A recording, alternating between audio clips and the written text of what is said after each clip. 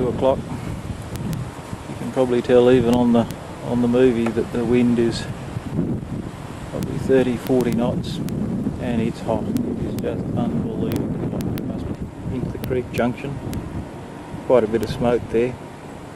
Then as you come up along the bullet track to the top of the hill, just behind the liquid amber, there was a huge fireball came out of there only a minute or so ago. Here we are around under the power line. It's across the power line there. It's heading down the range. I don't know whether that's the sandy flat one coming up or this one going down to meet it, but they're going to have to meet. And apparently it's in the Waiora Pine somewhere, but I can't see or confirm that at this point. And then of course out in the back there, behind the tree, is a good old liquor hole where all the cattle are. And that's something that we burnt diligently last year and hope to hell that that's a refuge. And around through the rest of the valley and basically back to where we're at, Trig Hill and Black Bottle. I reckon here we are on Saturday. It's a bit after 5 o'clock in probably the worst day I've ever spent in Brindabella in terms of the fire conditions and obviously the fires. It's been 38 degrees or better here.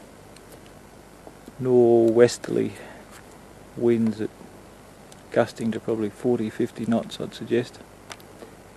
And this is what we're seeing out in the national park. Black Bottle runs right around. It's been on the end of Coolaman Range, fiery circuits back at Kurabrai.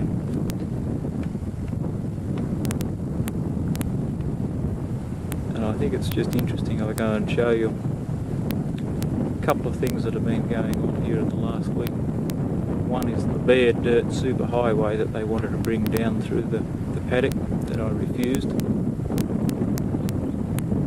What it looks like out of the TSR. And the reason I refused it is because I had some burnt country and the terrain I thought was more than appropriate and the fuel load was quite appropriate not to require bare dirt. And in fact I'd suggest that bare dirt would have done more property damage than whatever property protection measure that was being suggested. Let's just go and have a look at some of the aspects of this. And the bare dirt superhighway that was to stop the fire. This is part of the bare dirt superhighway just over the hill from Yarrabee. And one of the things I wanted and fought for desperately for 3 or 4 days was a deviation to that steep hill that comes up from the river, and part of the process was to give them better access, fix the erosion issues, and of course the grade would be excellent in terms of getting any sized vehicle up here. And I got approval one night with the work crew, got the dozer started, went down, marked up all the trees. We sort of ran out of time because the dozer driver wanted another 4 or 5 hours to finish the job. Instead, the next day they spent 6 hours, and we'll have a little look at the 6-hour rework they did on the existing old steep road. This is the bit that they burnt last night, in the cool of the night, which is under opposition. Dean wanted to burn up and make sure it didn't get away. And it's burnt gently through there. Was the Wandian, and a good fire was down through there, and not like the savage thing it's been. And the dust bowl behind. Here we are, still about 5:30 on Saturday.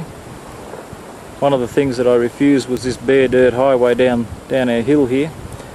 And with the fuel loads that were here and the burning that I'd done and my little bit of experience, I said this fire will come around and we'll basically either be able to put it out or it'll go out under the power line. Well, here we are. I've done about 10 minutes rake hoe work and it's gone out here there's the creek down there. Can't even quite find the fire. There's the fire down in the creek on the other side. It's just a beautiful little fire. And there it is.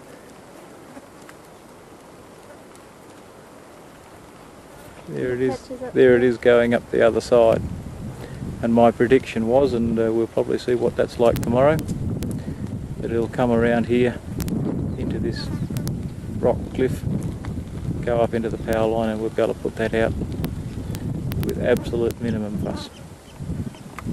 In contrast to my little bit of a burn here in the paddock, there's a hill out there in the park where the fire's gone through. Into the crown, hasn't it? It's absolutely crowned those trees. Absolutely trashed that hill. And that's just behind the country that I've burnt. And there's my comparison.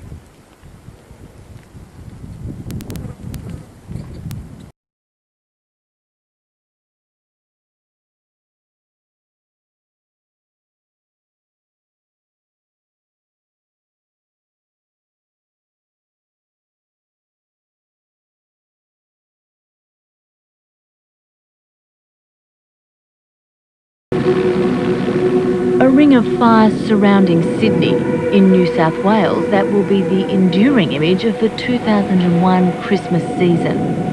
The blanket of smoke that hung over the city for much of this period was a constant reminder of the battles being fought on both public and private land. About time to get out of here. More than 500,000 hectares of national park burned, along with thousands of hectares of private property. For almost a month, firefighters from around the country battled blazes across the state. The fires constantly fanned by scorching winds and high temperatures. To the north, south and west of Sydney, the fires cut a swathe through the bushland and ate into the urban fringe. More than 100 houses were destroyed. On the south coast, farmers prepared for the worst as the fires roared through Moreton National Park and on into a nearby state forest. There is also a growing resentment towards the National Parks and Wildlife Service. In the state's west, landholders near Yeovil are blaming the service for much of the damage to private property. Thousands of sheep and cattle perished, pastures were lost, and hundreds of kilometres of fencing was destroyed. Now those involved want some form of compensation. The 18 farmers that were particularly affected with that, obviously it's had a great impact on them. Not only the loss of their assets, but the loss of income over the period between the fire and the time of the grass regrowing so as they could graze their stock. The farmers claim their local knowledge was ignored, and consequently the fire escaped from Goobang National Park and onto their land. The situation was that a fire break had been set, which is the normal course of attempting to try and control a fire. That was done in cooperation with the local farmers. They were quite happy with it. It was lit over quite a large distance. But when you start a fire break, you need a period of time until that break has been brought under control.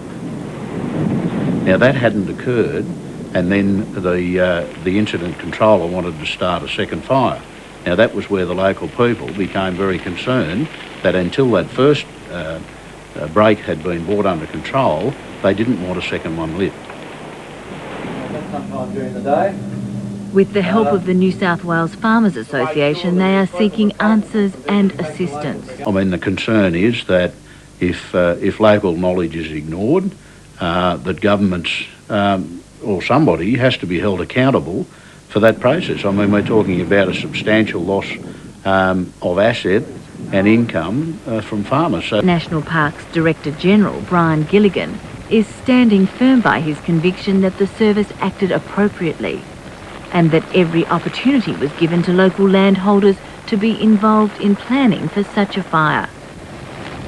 We have prepared a fire management plan for Goobang National Park that was out on exhibition for 2 months.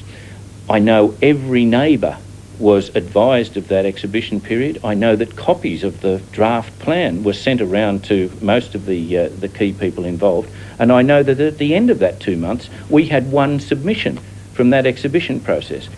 They are going to look around for explanations, and the simpler the explanation, the better.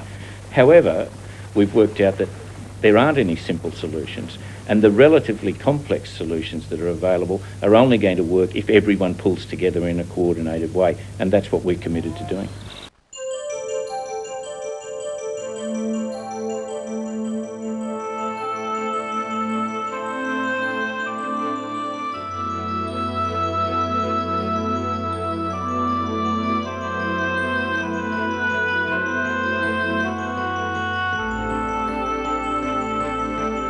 I'm absolutely confident that the professionalism and the commitment and the intention of the staff of the service will be shown to be fact when the independent reviews are finalised.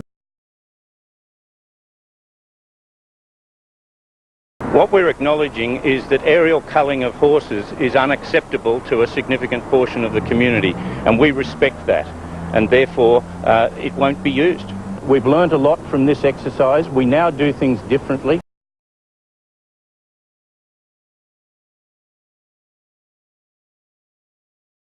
Fire is used, in our case, as a tool for conservation management of reserves as well as for property protection of life and property. So it's one of our management tools, and we routinely use it. We are absolutely committed to it. If you speak to landholders anywhere, they find that they face a very expensive process and a very prolonged process trying to get hazard reduction done on their own properties, but especially on national parks that neighbour their properties. A lack of prescribed burning is also something that concerns bushfire researcher Phil Cheney. Well, prescribed burning in total has decreased in all states of Australia over the last 10 years. A number of factors have combined to reduce this, and largely the concern about smoke in urban environments is one of the major factors. He believes that reducing the risk is vital, as fires are an integral element of the Australian bush. Well, the only thing that we can control is the fuel. We've got no control over the weather. We know that fires are always going to start from one reason or another. I think it would be foolish to think that we'd be able to stop all fires. So given that we are going to get bad weather and we're going to get fires starting, the only thing that we can control is the fuel. It's the only factor that we can manipulate. But despite suggestions that it is opposed to the technique, the National Parks and Wildlife Service sees prescribed burning as an important tool. Scientists agree that hazard reduction is an essential part of fire management.